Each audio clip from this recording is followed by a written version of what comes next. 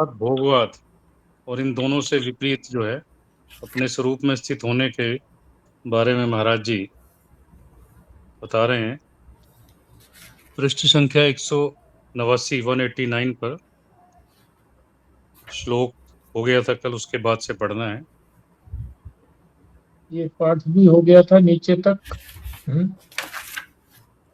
तो इस श्लोक को समझ लें, एक एक अक्षर को समझ लेंगे तो इसी का विस्तार जो है इस सारे प्रवचन में किया गया है, आगे के प्रवचन में किया गया। अंत है अंदर, संत्यक्त, सन माने सम्यक, भली प्रकार से। बिमला जी म्यूट कर लो।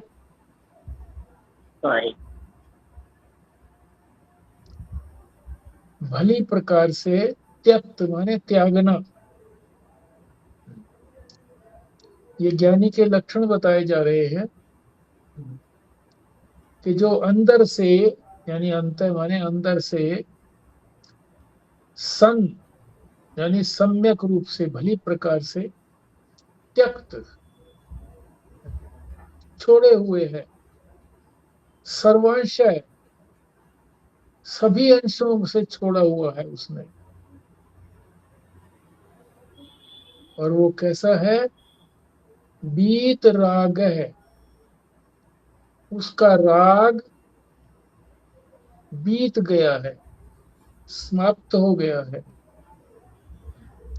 विवासन है,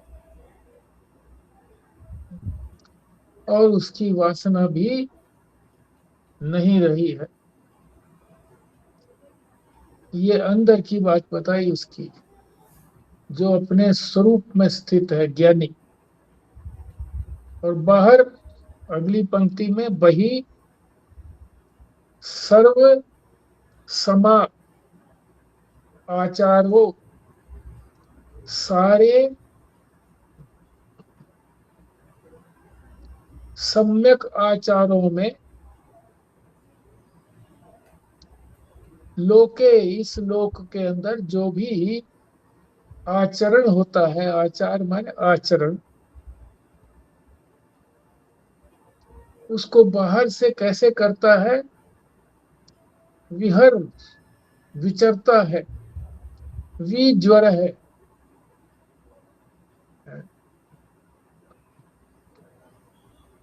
दुखों से परे होते हुए विचरण करता है बाहर से।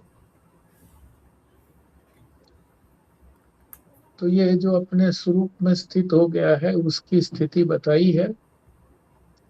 इसको हम नीचे तक पाठ कर चुके थे कल। ये अब इससे जो अगले पृष्ठ पर ये जो ज्वर प्रारंभ और करें। विज्वर है, ये एक दूसरे के उल्टे हैं क्या?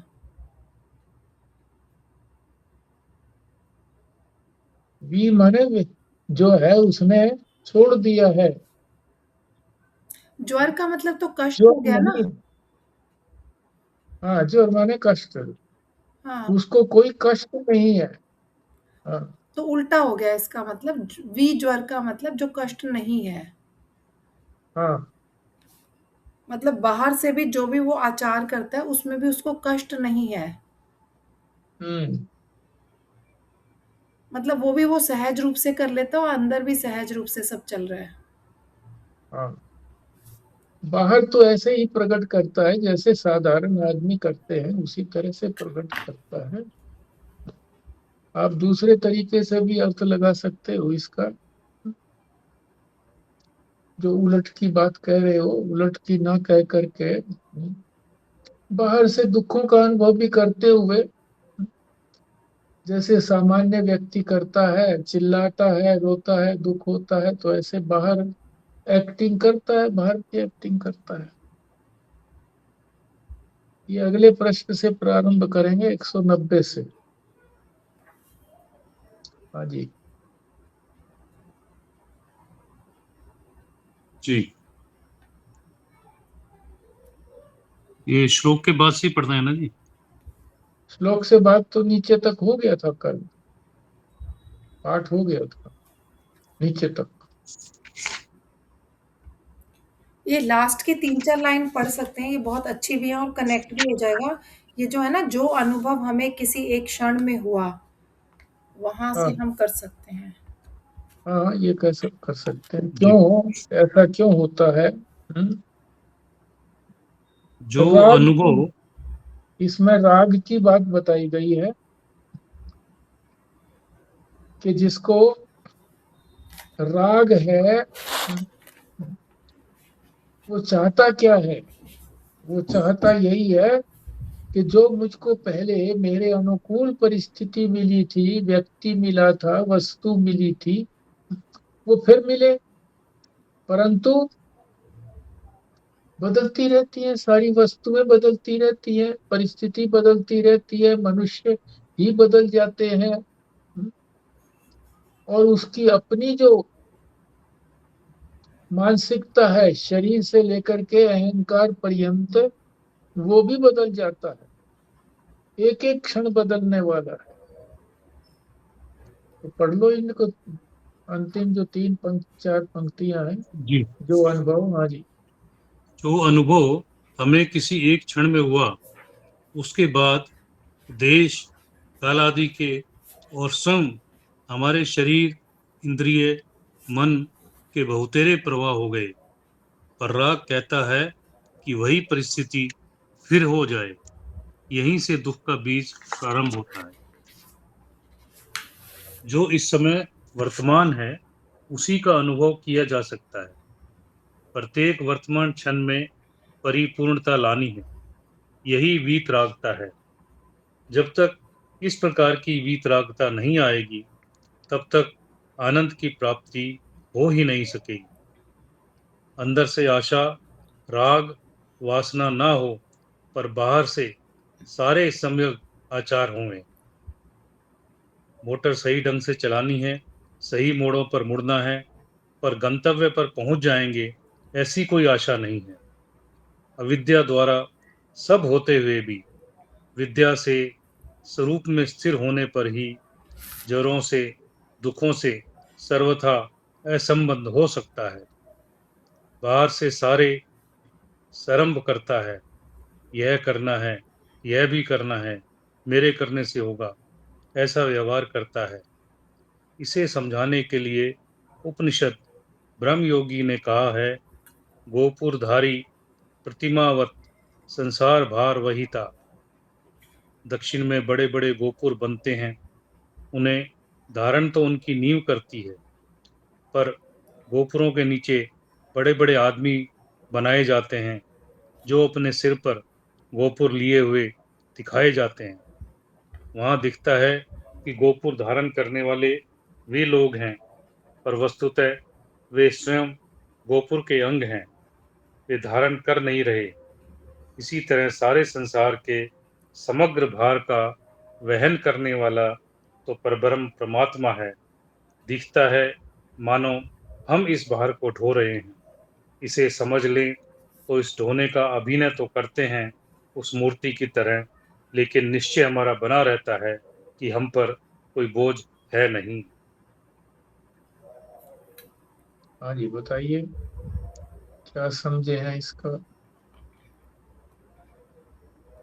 इसमें एक तो पहले तो यह आया जी कि वर्तमान में जीने की बात आई। वर्तमान में अगर जिएंगे तो आनंद में जिएंगे, और अगर आशा रखेंगे गंतव्य की भी या लक्ष्य की भी कि भी वहां पहुंच जाएंगे, ऐसे होंगे, तो आनंद नहीं ले पाएंगे।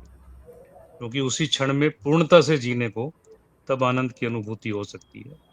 और दूसरा जो लगता है कि जी हम अपने हमारे करने से कोई चीज हो रही है, कर्तापन का जो भाव लेकर के चलते हैं, उसको छोड़ करके ये सोचेंगे जी करने वाला तो परमात्मा है, तब थोड़ा सा बोझ अपने से, थोड़ा क्या पूरा बोझ ही हो सकता है कि निकल जाए कि जी हमारे करने से नहीं होना, उसी के करने से जो होता है।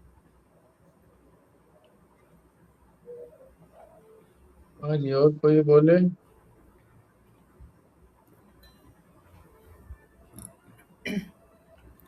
मैं तो इसी के बारे में कहना चाहती हूँ। ये जो पहला सेंटेंस लिखा है, ये बहुत अच्छा है कि प्रत्येक प्रत्येक वर्तमान क्षण में परिपूर्णता लानी है, यही वीतरागता है। तो ये मुझे ये समझ आया कि राग वो होता है जब हम आगे के बारे में सोचते रहते हैं कि अगर ऐसा हो जाए तो अच्छा हो, जो पहले हुआ था फिर से हो जाए, अच्छा हो जाए।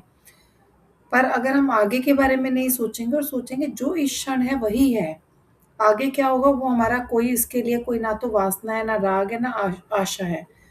तो फिर इसका मतलब हमारा राग बीत गया है। ये अच्छा लगा। पीछे वाले क्षण को हम आगे लाना चाहते हैं। जो पीछे भोग मिला था वही भोग मुझे अब फिर मिले, ये आशा रखते हैं।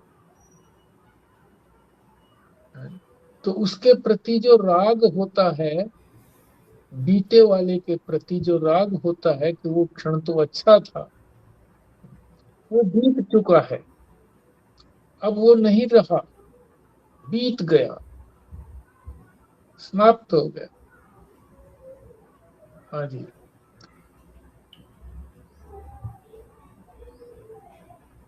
मोटर वाली बात को भी समझ लें कि मोटर लक्ष्य तक पहुंचती है कि नहीं पहुंचती है, इसका क्या तात्पर्य है बताइए आप लोग। क्यों चिंता नहीं है लक्ष्य की?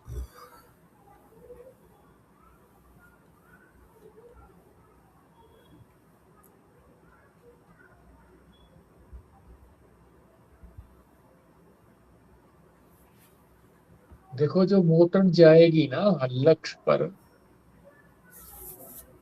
वो तो व्यवहारिक व्यवहारिक लक्ष्य है ना। व्यवहारिक लक्ष्य पर पहुंचे ना पहुंचे, इस संसार में बड़ी से बड़ी किसी ने उपाधि ग्रहण कर ली, प्राप्त कर ली, धन की, मान सम्मान की, शक्ति की, स्वास्थ्य की, कला क्षेत्र में कोई भी उपाधि उसने ग्रहण कर ली, कोई भी प्राप्ति हो गई, तो कोई प्राप्ति नहीं है। तो जो संसारिक लक्ष्य है, ये प्राप्त हो ना हो, इससे कोई तात्पर्य नहीं है। तात्पर्य तो जो चरम लक्ष्य है परमात्मा की प्राप्ति, वो है। तो ये संसार का कोई काम सर जाए, हो जाए, इसका कोई चिंता नहीं है।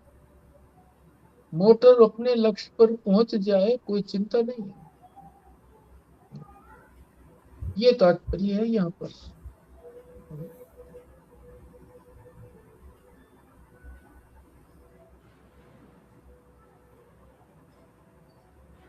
एक एक पंक्ति को आप ठीक से समझते जाइए आगे। फिर अविद्या द्वारा सब होते हुए भी विद्या से स्वरूप में स्थिर होने पर ही, ये तो सारी चीजें संसार की जो है ये अविद्या के द्वारा ही है।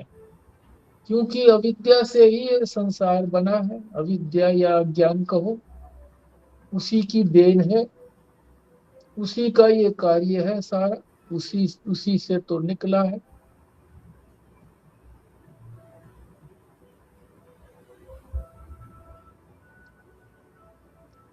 अविद्या द्वारा सब कुछ होते हुए भी, अविद्या से इस संसार में कुछ भी होता रहे, कुछ भी हम करते रहे, विद्या से हम स्वरूप में स्थिर रहें। विद्या से विपरीत हो गई ना, अविद्या से, या ज्ञान कहो इसको, जैसे वो अज्ञान कहोगे तो इसको ज्ञान कहो, उसको अविद्या कहो तो इसको विद्या कहो। तो जब विद्या से अपने स्वरूप में स्थिर हो जाएंगे तो सारे ही ज्वर, अब ज्वर तो मुख्य रूप से तीन ही है, आध्यात्मिक, आदि दैविक और आदि भौतिक। इन ज्वरों से कोई संबंध नहीं रहेगा। संबंध नहीं रहेगा क्या तात्पर्य है कि ये दुख तो शरीर को होंगे,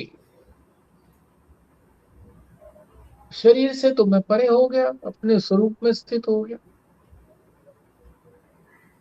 हाँ जी, आगे बताइए। ये गोपुर वाली बात आ गई है, इसको बताइए।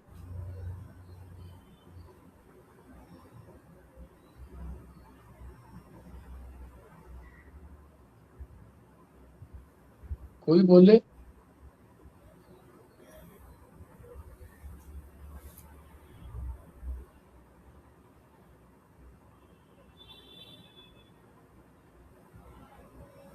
नहीं आई गोपुर की बात समझ में।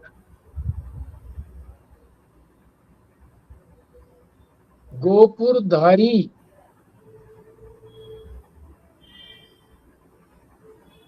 प्रतिमावत। गोपुर जो है वो स्ट्रक्चर है, किसी स्ट्रक्चर का नाम है ये गोपुर। कह नहीं सकते वो मंदिर की बात है या गौशाला की बात है, कहा नहीं जा सकता, सही नहीं मालूम इस बात का। उसके नीचे जो है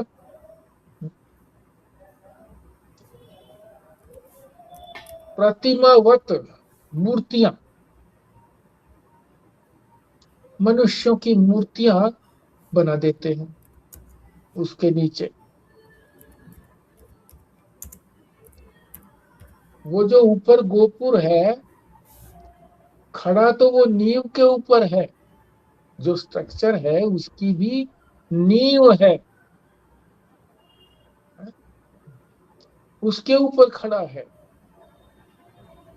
मगर लगता ऐसे है कि जो वो प्रतिमाएं बना रखी हैं,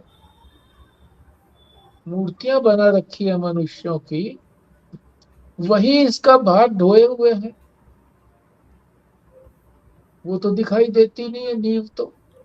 लगता यही है कि वो ढो रहे हैं, उनके भार को वो सहन किए हुए हैं। प्रतिमावत संसार भार वाहिता, ये जो संसार का भार है, हम सोचते हैं कि हमारी पत्नी ऐसी हो, पति ऐसा हो, पुत्र ऐसा हो हमारा, भविष्य में हमें कोई कष्ट न दे, हमारी सेवा करे, परिस्थितियां ठीक आ जाए, कोई मेरे में आध्यात्मिक दुख ना आए, आदि भौतिक दुख ना आए, किसी पशु पक्षी से कोई भी मेरे को हानि ना हो, आदि दैविक कोई बिजली आदि ना गिरे, इत्यादि। ये संसार संसार है, ये इसमें ऐसा होगा ही होगा। इस संसार के भारों को प्रतिमावत, कि उसको संसार के भार को कोई और वहन कर रहा है, किसी और ने धारण किया हुआ है। जिसने बनाया है वही तो धारण करेगा ना। लगे ऐसा कि जैसे दूसरों को ये लगे कि ये सारा भार यही सहन कर रहा है, अपने बच्चों का, पत्नी का, घर का, धन का, सबका करेगा तो वही मैनेजमेंट, क्योंकि सारा संसार उसी ने बनाया है, तो ये सारे संसार के अंदर ही तो है सारी चीजें। वो भार को ढोए हुए, पर लगे ऐसा कि मैं ही सब कुछ कर रहा हूं, पर मैं अहंकार नहीं रखूंगा। मैं कर रहा हूं ऐसा मैं नहीं रखूंगा अंदर से। बाहर से लोगों को लगेगा कि अरे ये इतना काम कर रहा है, हाँ, और इस पे कोई असर नहीं पड़ रहा। पुत्र मर गए, पुत्र की पत्नी जो थी मुकदमा कर दिया, दूसरे के यहाँ विवाहित होकर के चली गई। पत्नी जो है उसको वैसे ही उसका भार ढोना पड़ता है, सब कुछ। लोगों को लगे कि ये सब कुछ यही कर रहा है, पर अंदर से उसे न महसूस हो, वो तो परमात्मा ही कर रहा है जो भी कुछ कर रहा है।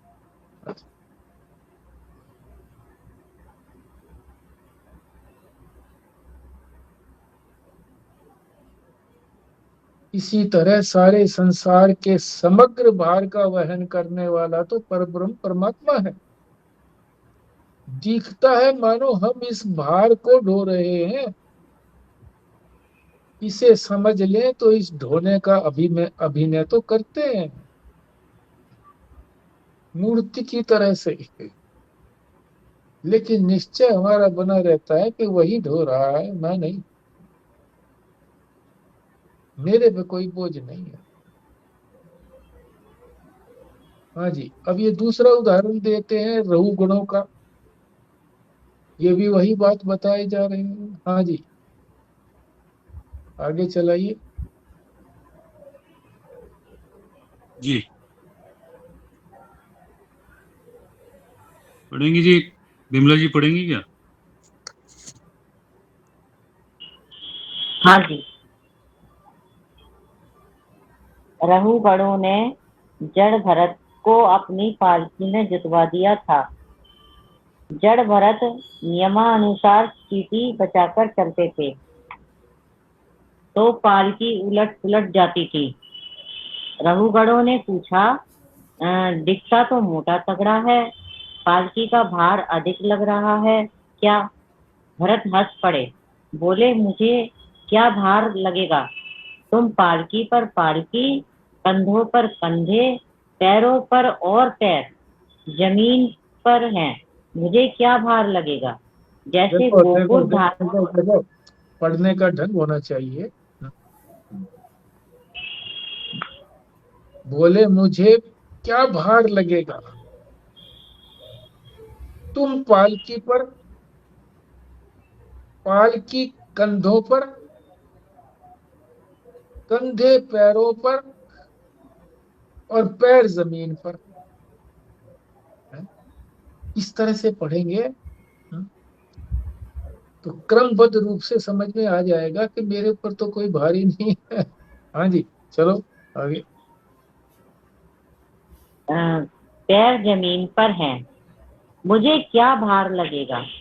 जैसे गोपुर धारण करने वाली मूर्ति पर दिखता तो है, पर भार उस पर है बिल्कुल नहीं। ऐसे ही सभी भार जो हमें अपने पर दिखते हैं, वे हैं परमात्मा पर ही। अभिनय भले ही सारे भार ढोने का कर ले, अंदर यह जानता है कि यह सब कुछ वस्तुतः है नहीं। शुद्ध बुद्धि हो जाने पर आचरण इसी ढंग के हो जाते हैं। भीतर के सभी संगों का साहित्य राहित्य होता है, बाहर से संग वैसा प्रकट कर देता है जैसा संसारियों का होता है।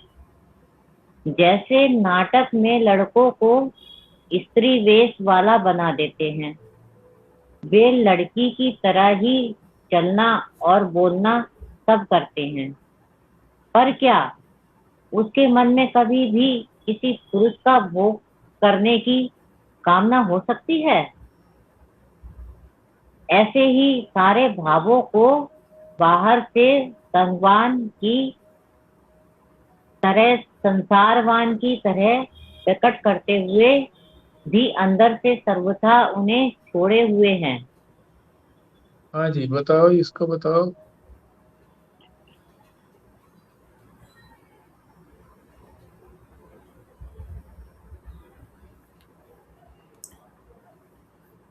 हाँ जी, ये तो ज्ञानी के बारे में कह रहे हैं कि जो ज्ञानी है, जिसका शुद्ध बुद्धि हो चुकी है, उसका आचरण ऐसे है कि वो अंदर तो बिल्कुल मतलब अंदर से तो उसको किसी से कोई राग है नहीं, वीतराग हो चुका है, और पर जो बाहर से है वो बाकी पुरुषों की तरह से या बाकी व्यक्तियों की तरह से ही वो व्यवहार करता है।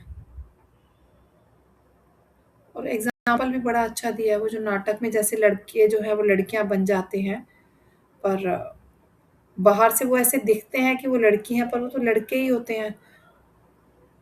तो ये अच्छा सा ये लास्ट वाली लाइन भी है कि संगवान की तरह, सारे भावों को बाहर से संगवान की तरह और संसारवान की तरह प्रकट करते हुए भी अंदर से सर्वथा उन्हें छोड़े हुए हैं। अंदर से छोड़ दिया पर बाहर बिल्कुल संसारी व्यक्तियों की तरह व्यवहार कर रहे हैं, नाटक कर रहे हैं। ठीक है, आगे चलो।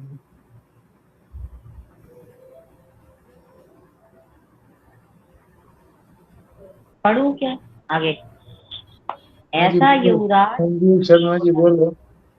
बोलते क्यों नहीं, शांत कैसे रह जाते हो? ये आंटी पढ़ रही है ना पहले से, तो अभी ये कंटिन्यू कर लेंगे। चलो।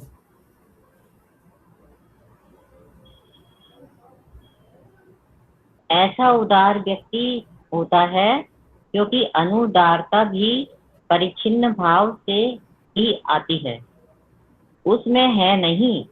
उसके आचरण मृदु होते हैं, वह पेशलाचार वाला होता है, कठोर आचरण उसके नहीं होते। फिर भी मैं आचारवान हूँ, ऐसी उसकी दृष्टि बनती नहीं। इस स्थिति को पाने के लिए ही भगवान ने कहा, असत्यः सर्वभूते एव। उस ज्ञेय से जब एक हो जाओगे तब तुम्हारा स्वरूप यही होगा। सब चीजों को यथा योग्य धारण करते हुए भी आसक्त रहोगे। इस भाव तक पहुंचने के लिए निरंतर अभ्यास की जरूरत है। कैसा अभ्यास? तुम्हारे भीतर हमेशा आग लग रही है। कैसी आग? बिना ईंधन के जलने वाली। तुम में वह जो परब्रह्म परमात्मा बैठा हुआ है वही आग है। ऋग्वेद के प्रथम मंत्र में ही कहा है, अग्नि मिले पुरोहितम। गैर समझ लोग कहते हैं ऋषि ठंड में रहते होंगे इसलिए आग की प्रार्थना करते रहे होंगे, पर वस्तुतः क्या कारण है कि वेद में सर्वप्रथम अग्नि शब्द ही आया। निरुक्तकार स्पष्ट करते हैं कि जो हमेशा आगे की तरफ ले जाए परमात्मा अग्नि है। सायणाचार्य ने भी अग्नि इत्यादि शब्दों से एक परमेश्वर ही पुकारता जाता है ऐसा कहा है। परमात्मा रूप अग्नि हम में जल रही है, तभी ना हम जीवित हैं। यह है कैसी बिना ईंधन के जलने वाली। परमात्मा की ऊर्जा को पूरा करने के लिए कोई ईंधन डालने की आवश्यकता नहीं है। नहीं, संसार में सब परेशान हैं कि जिस गति से हम ऊर्जा का प्रयोग करते जा रहे हैं इसकी आपूर्ति कैसे होगी। लकड़ी, कोयला, गैस, पेट्रोल सभी तो खत्म हो रहे हैं। वैज्ञानिकों की दृष्टि जाती है सूर्य की ओर, उससे अत्यधिक मात्रा में ऊर्जा आती है और वह ऊर्जा समाप्त होने की नहीं। इसलिए वैदिक लोग हिरण्यगर्भ सूर्य को प्रतिदिन अर्घ्य देते हैं। जब सोपाधिक हिरण्यगर्भ रूप सूर्य की ऊर्जा के लिए ही तुम्हें ईंधन डालने की जरूरत नहीं, तो यह हिरण्यगर्भ भी जिसके अंश का अंश मात्र है उसके लिए किस ईंधन की जरूरत होगी।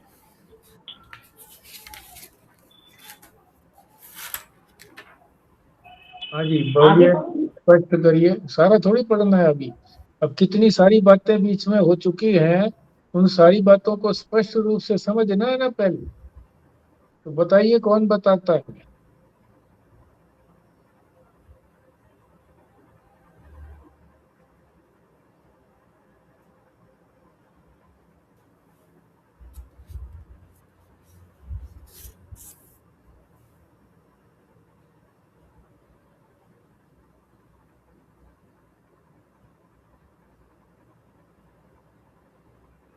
कैसे मूक हो गए वही सारे जने। ये इसमें पहला एक पॉइंट मुझे समझ आया है, जिसमें उन्होंने कहा है कि जो ज्ञानी व्यक्ति है, जिसकी शुद्ध बुद्धि है, उसका जो आचरण है वो बहुत मृदु होता है, मृदु स्वभाव वाला होता है। ऐसा नहीं कि कठोर हो, गुस्से वाला हो, डांटता रहे, ऐसा नहीं होता। पर फिर भी उसके दिल में ये भाव नहीं रहता कि मैं आचारवान हूँ या मैं तो बहुत बुद्धिमान हूँ, उसकी ऐसी दृष्टि नहीं बनती। तो ये बात मुझे एक समझ आई और अच्छी भी लगी। बाकी तो ईंधन वाली बात तो समझ नहीं आई। उससे पहले भी कई बात और ये बताई है। अनुदार अनुदार भाव जो भी है वो परिच्छिन्न भाव से ही आती है। अनुदारता भी परिच्छिन्न, क्या अपरिच्छिन्न से लगना चाहिए था जी। परिच्छिन्न तो बटा हुआ रहेगा, अलग अलग देखेगा, तब नहीं, अपरिच्छिन्न उदार, हो जाएगा, तब सब में हाँ, वो उदार का अनुदारता उल्टा है। अनुदारता लिखा है। उदार का उल्टा हाँ, अनुदार अनुदारता है। लिखा हुआ है। हाँ, अनुदारता इसीलिए बोला हुआ है ना।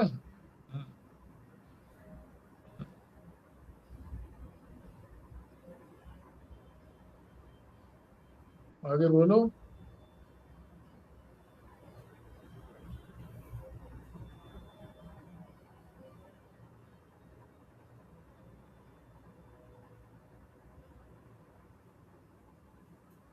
आगे का पढ़ना व्यर्थ हो गया फिर।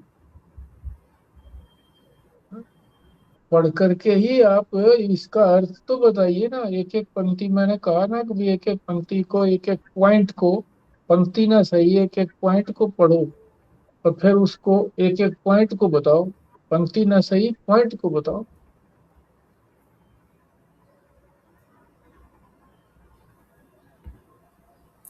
यहाँ पे महाराज जी ने फिर आगे ये भी कहा है कि अगर हमें ऐसी दृष्टि बनानी है कि हम उदार व्यक्ति बने और परिच्छिन्न भाव को छोड़ दें, तो इसके लिए हमें अ, असक्त होना पड़ेगा।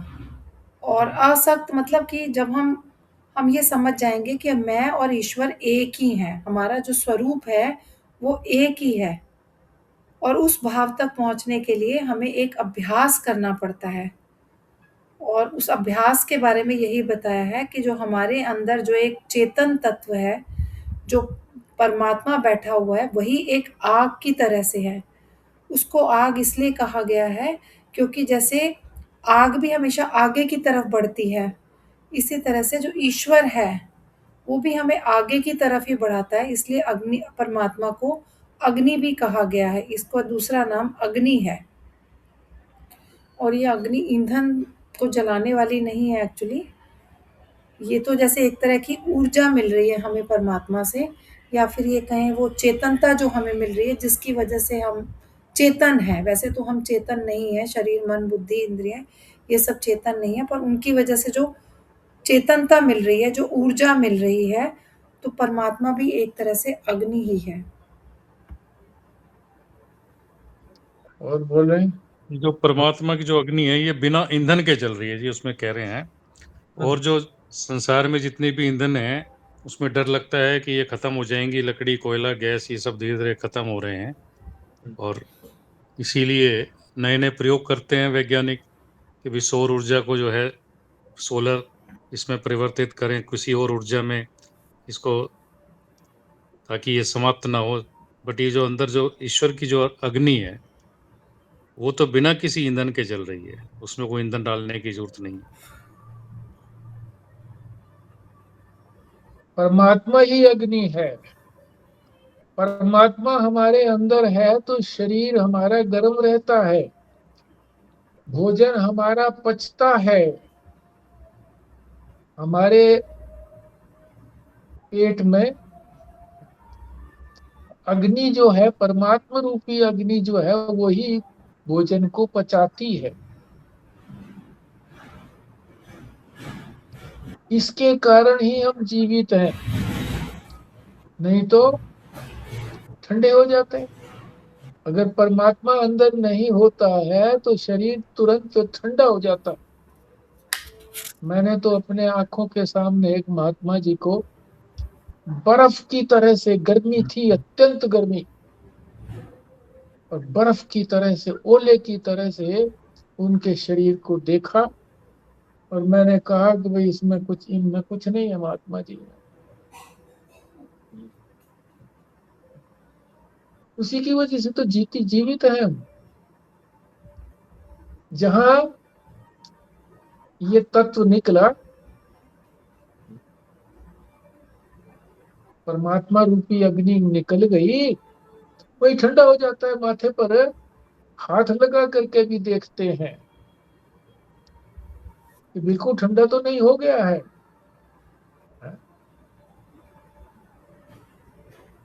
और ये जो है, ये इसके लिए कोई ईंधन की जरूरत नहीं है।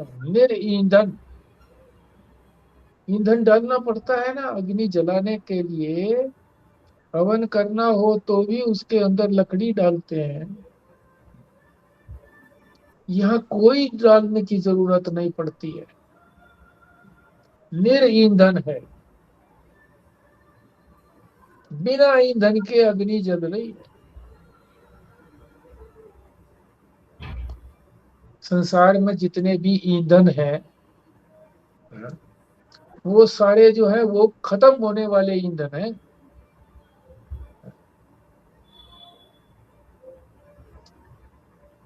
इसीलिए सब चिंतित है कि ये गैस खत्म हो जाएगी तो क्या करेंगे, कोयला खत्म हो जाए क्या करेंगे, पेट्रोल खत्म हो जाए तो क्या करेंगे, क्योंकि पृथ्वी में से निकाल रहे हैं। जल का तो सोच ही रहे हैं कि जल जो है वो, उसका स्तर जो है बहुत नीचे चला गया है, इसलिए जल को निकालने के लिए भी पाबंदियां लगा रहे हैं। तो जितनी भी संसार में वस्तुएं हैं वो सारी क्षय होने वाली है।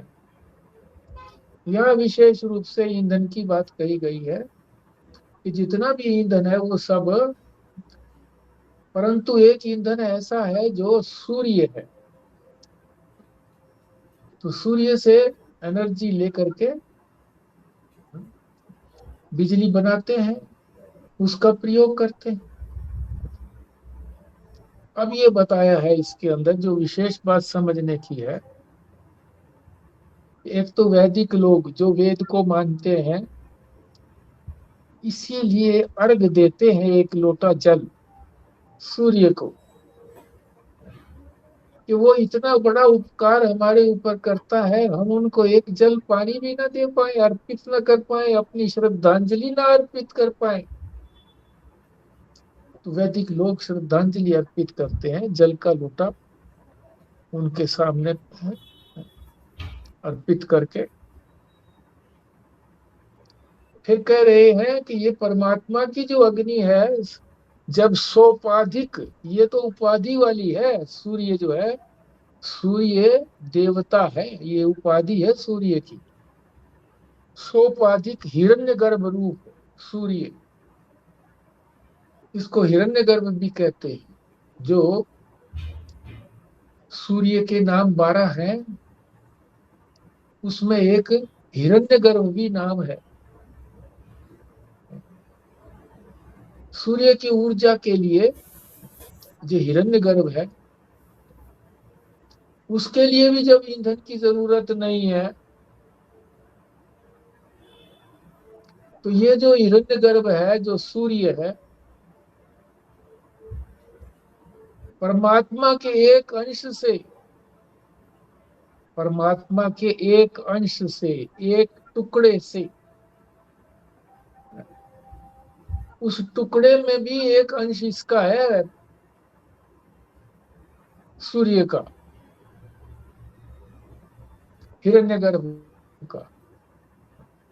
तो परमात्मा के लिए किस ईंधन की जरूरत पड़ेगी, इसीलिए इसको ईंधन कहा गया है। हाँ जी, चलिए आगे।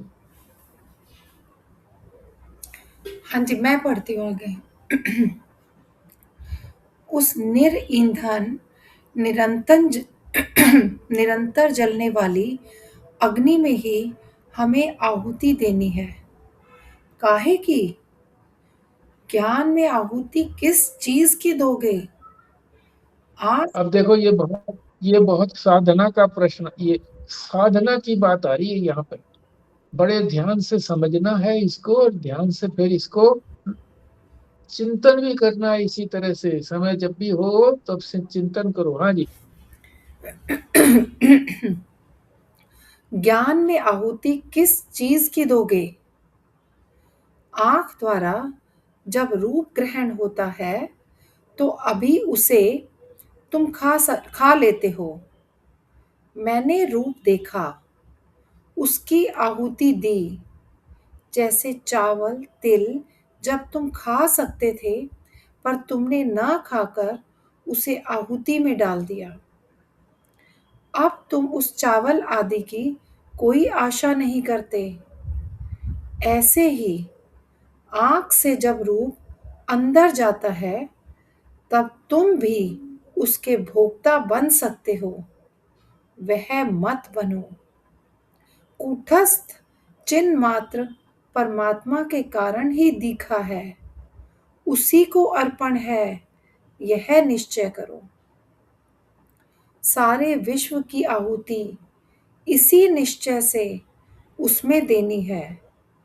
इस प्रकार सारे अनुभवों को निरंतर उसके अर्पण करते रहने से ही इस स्थिति की प्राप्ति हो सकती है, अन्यथा नहीं।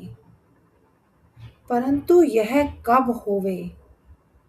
जब वेद की बात सुनकर इसके अनुकूल हम आचरण करने लगें। जब तक हम कर्ता भोक्ता बने रहेंगे, तब तक यह आहुति पड़ेगी नहीं। कभी भी राग में वासना के जाल से छूटोगे नहीं।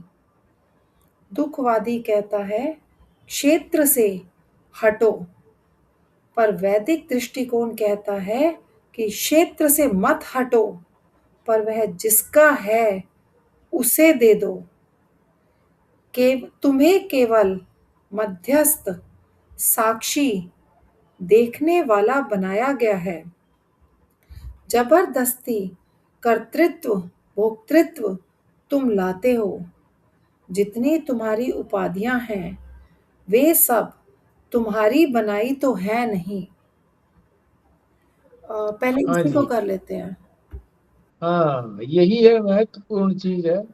एक एक स्टेप से बताया है कि ये चलो आगे, फिर ये करो, ये फिर ये करो, फिर ये करो। हाँ जी, बताओ।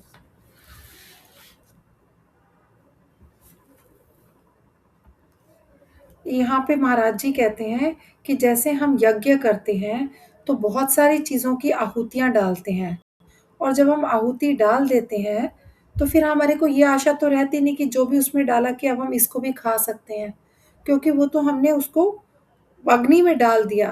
भगवान को उसमें भगवान को की आहुति उसमें उसको उसको भगवान के लिए अर्पण कर दिया। इसी तरह से जब हमने किसी चीज़ को देखा तो वो हमारे अंदर तक चली जाती है और हम उसका स्वाद लेने लगते हैं, कभी आँख से, कभी कान से, कभी मन से।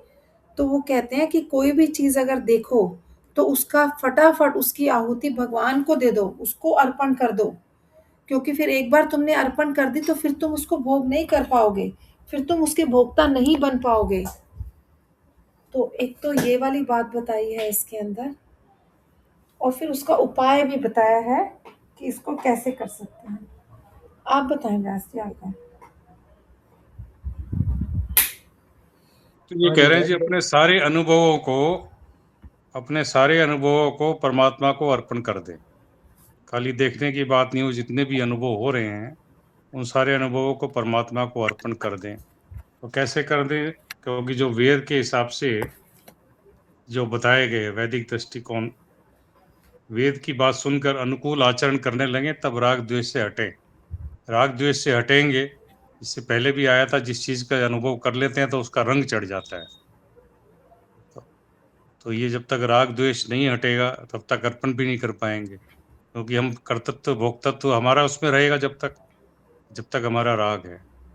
तो राग द्वेष हटने से तब जो है अनु अर्पण कर पाएंगे परमात्मा को।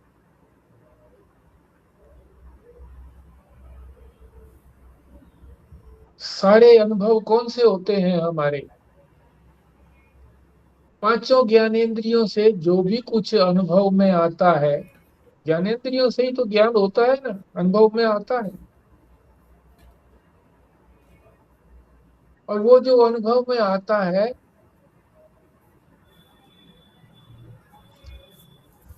उसके साथ हम अपना मैंपना जोड़ देते हैं कि मैंने देखा, मैंने सुना, मैंने चखा, इत्यादि। अब वो कह रहे हैं कि इसको मैंपना मत जोड़ो, क्योंकि ये तुम्हारी वस्तु है ही नहीं। अनुभव जो हो रहा है, जिन अंगों से हो रहा है, ये तुम्हारी उपाधियां ही तो है ना, अंग जो है हमारे।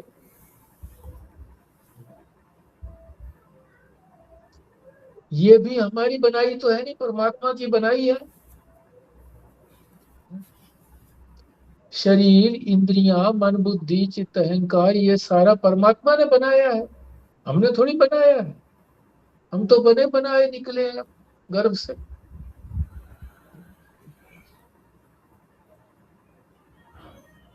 तो जब ये सारी उपाधियां,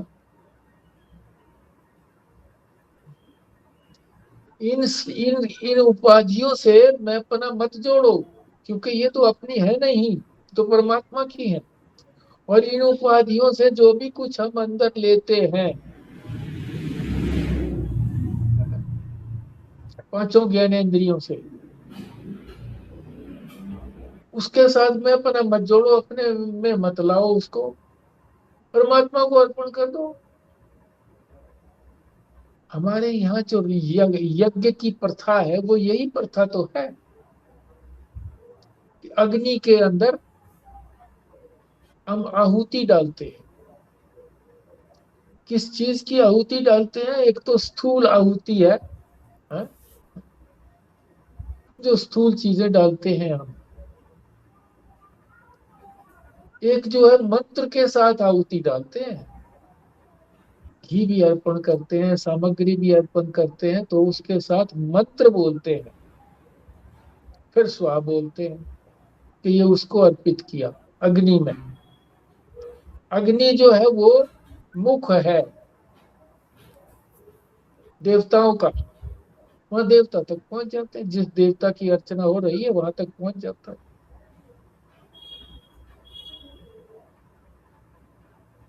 तो वो जो भी कुछ हमारे को अनुभव में आता है, उस सारे अनुभवों को परमात्मा को अर्पण करो, अर्पित कर दो।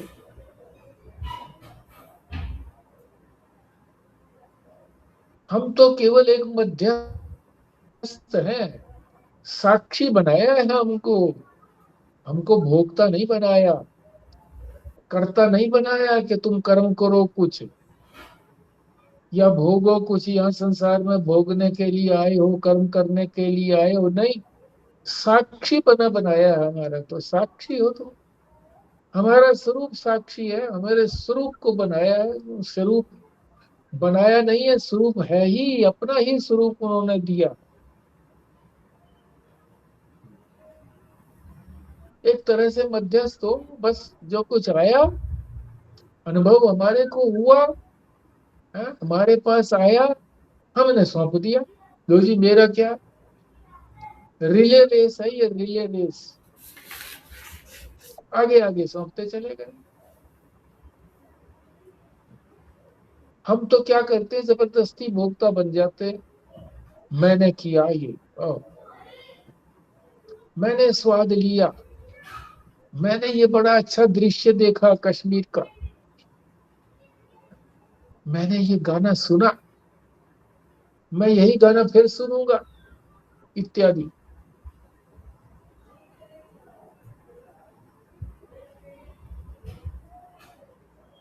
तो ये कब हो सकती है बात? जब हम वेद की बात को माने।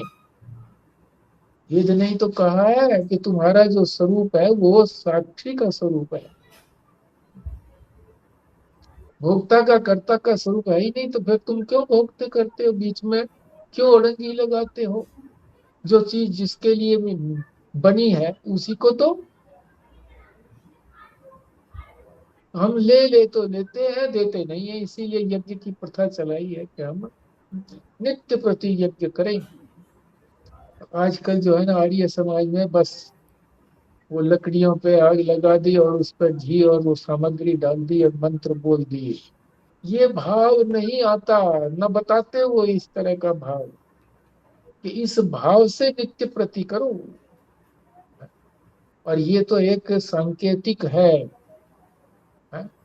वास्तविकता क्या है कि जो भी कुछ हमारे को इस संसार में अनुभव में आता है, प्रतीत होता है, उस सब को परमात्मा को अर्पित कर दो। मुझे नहीं चाहिए कुछ भी, मैं हूं ही क्या। ठीक है जी। आ गई हिसाब लगाने वाली बात आ गई, चलो पढ़ो, इसको भी समाप्त करो। हाँ जी। एक बड़ा हिसाब लगाने वाला सज्जन था। उसने 12 साल भगवान की तपस्या की। विष्णु भगवान प्रसन्न हुए। कहा, वर मांग लो। उसने कहा, मैं मांगूंगा कुछ नहीं। 12 साल की तपस्या का हिसाब से जो फल बनता हो वह दे दो। भगवान ने सोचा, यह नया ही काम हुआ, पर सोचा इसे समझने का मौका देना चाहिए। उन्होंने कहा, हिसाब करना है तो लेना देना दोनों तरफ का होना चाहिए। जो बाकी निकले उसका लेन देन कर लेंगे। तू 12 साल जमीन पर खड़ा रहा। यह जमीन तो मेरी यह जमीन तो तेरी है नहीं, यह तो मेरी है। इसका भाड़ा देना पड़ेगा। तूने सांस ली, हवा भी तेरी संपत्ति नहीं, मेरी है। इसका भाड़ा दे। ऐसे ही पानी का। इस तरह जब गिनाने लगे तब वह भक्त बेचारा घबरा गया और समझ गया कि हिसाब से तो उसे देना ही पड़ेगा, मिलेगा कुछ नहीं। तब उसने विनय से प्रार्थना की, अतः उपाधियों पर मिल्कियत है परमात्मा की। हम व्यर्थ ही अपना ठप्पा लगाते हैं और दुखी होते रहते हैं। इस वृथाभिमान को छोड़ने से ही सारा विश्व परमात्म अग्नि में होम दिया जाएगा।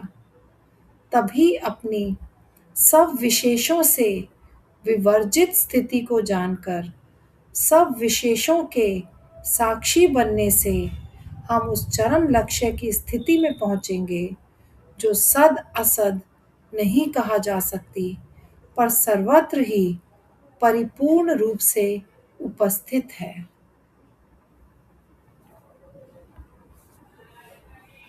बता दिया कि हम मालिक नहीं है उपाधियों के। ये जो हमारे को शरीर दिया, इंद्रियां दी, मन बुद्धि दिया है, ये उपाधियां हैं हमारी, जिसको हम मैं कह रहे हैं कि यही मैं हूँ, ये शरीर मैं हूँ, ये इंद्रियां मैं हूँ, ये मन बुद्धि मैं हूँ। ये हमारी मलकियत नहीं है, परमात्मा की है, परमात्मा ने दी है। हम कह देते हैं कि ये तो मेरी है, मैं हूँ। तो ये वृथा अभिमान है। वृथा का मतलब बेकार का, मैं पना लगा दिया हमने इसके साथ। अभिमान का मतलब मैं पना, कि ये मैं हूँ, ये मैं हूँ। इसको छोड़ देंगे, मैं पना छोड़ देंगे, तो परमात्मा की है तो परमात्मा में ही जाएंगे। तो सारा संसार का जो भी कुछ अनुभव होगा, जो भी कुछ प्रतीतियां होंगी, वो सारी परमात्मा में ही होम दी जाएंगी, उन्हीं में अर्पित करेंगे हम। हमारी तो है नहीं भाई। ये लो, ये लो, ये लो, रूप आया, ये लो।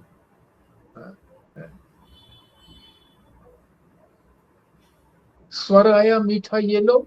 आगे अभी जो है ना, हम ये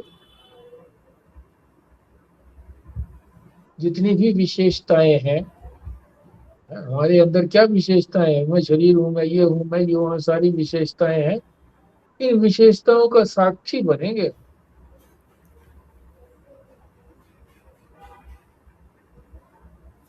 और वो स्थिति, उसको ना तो सद कह सकते ना असद कह सकते, क्योंकि वो संसार की बात है। ये संसार में ही सत असत हम जानते हैं कि कोई चीज सत है, कोई चीज असत है, पर परमात्मा तो सत और असत से भी परे है। हाँ जी, तो ये संपूर्ण हुआ जी 7वां प्रवचन। जी, कल 8वें प्रवचन की शुरुआत करेंगे जी। हाँ जी, पूर्ण आहुति खुराना साहब करेंगे अगर हैं तो। जी। ओम पूर्णमदः पूर्णमिदं पूर्णात् पूर्णमुदच्यते पूर्णस्य पूर्णमादाय पूर्णमेवावशिष्यते। ओम शांति शांति शांति। नारायण नारायण नारायण। नारायण। नारायण नारायण नारायण। नारायण।